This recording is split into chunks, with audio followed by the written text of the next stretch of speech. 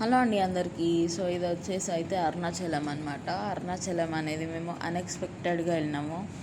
ఇది మా ట్రిప్లో లేదు, బట్ అలా వెళ్ళిపోయినాం. కాల్ వచ్చిందనమాట శివుడి దగ్గర నుండి మాకు తిరుపతి వెళ్ళేటప్పుడు. సో అలా అనేసి అరుణాచలం వెళ్ళాము.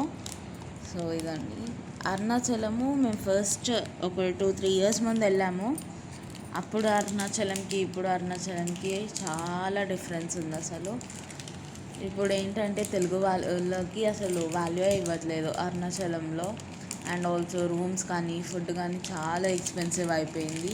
ఇంకొక మెయిన్ థింగ్ ఏంటంటే వెహికల్స్కి పార్కింగే లేదు అసలు. ఓన్ వెహికల్స్లో వెళ్తే అక్కడ బార్గేట్స్ పెట్టేశారు. టెంపుల్ దగ్గరికి వెహికల్స్ అలౌ చేయట్లేదు, ఏం లేదు. మనం ఎక్కడన్నా కొంచెం ముందుకు వెళ్ళాలన్నా చుట్టూ తిరిగి వెళ్ళాల్సి వస్తుంది. డిస్టెన్స్ ఎక్కువ అయిపోతుంది అసలు. కొన్ని రూమ్స్కి పార్కింగ్ ఉంటున్నాయి, కొన్ని రూమ్స్కి పార్కింగ్ ఉండట్లేదు. ఇప్పుడు మేము ఫస్ట్ ఉన్న రూమ్లో పర్ హెడ్ ఒక 500 అలా తీసుకునేవాళ్ళు. ఇప్పుడు 1000 తీసుకుంటున్నారు. ఒక పర్సన్కి 1000. అలానే ప్రైవేట్లో చూస్తే ప్రైవేట్లో ఒక్కొక్క దగ్గర 3000 ఉంటుంది, ఒక్కొక్క దగ్గర 8000 ఉంటుంది. అంటే పార్కింగ్ ఉన్న హోటల్స్కి అనమాట. ప్రైవేట్లో 8000 రూమ్స్, 8500 అట్లుందనమాట. మేమున్నదైతే కొంచెం టెంపుల్ ఆపోజిట్ దగ్గరలోనే తీసుకున్నాము. ప్రైవేట్ రూమ్ తీసుకున్నాము. దానికి కూడా 2500 ఛార్జ్ చేశారు అసలు.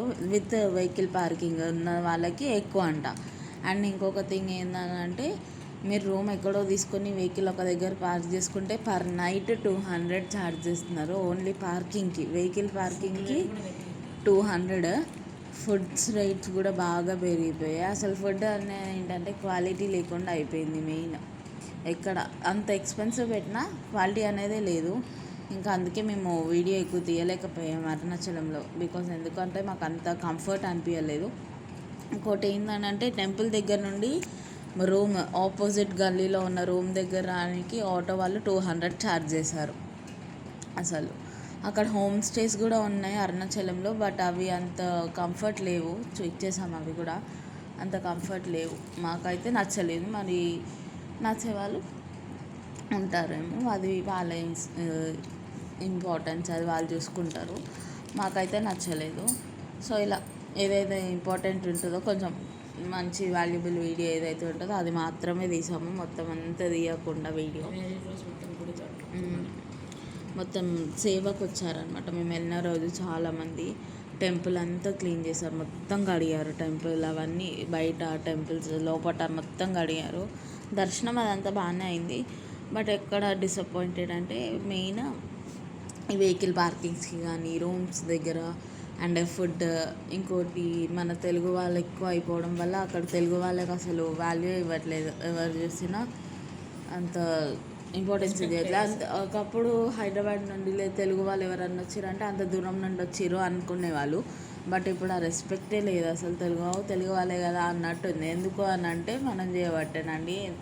ఊకే అరుణాచలం ఎవరో ఒకరు చెప్పారు, ఎవరో ఒకళ్ళు వెళ్ళారు అనేసి ప్రతి ఒక్కరు అదే ఫాలో అయ్యి ఇక్కడికి వెళ్తే అది అయిపోతుంది, అక్కడికి వెళ్తే అది అయిపోతుంది అని అందరు ఒకటే ప్లేస్ పైన ఫోకస్ చేయడం వల్ల వాళ్ళకు కూడా ఏంటంటే వీళ్ళు ఇంతేలే అన్నట్టు రెస్పెక్ట్ ఇవ్వడం వదిలేశారు వాళ్ళు.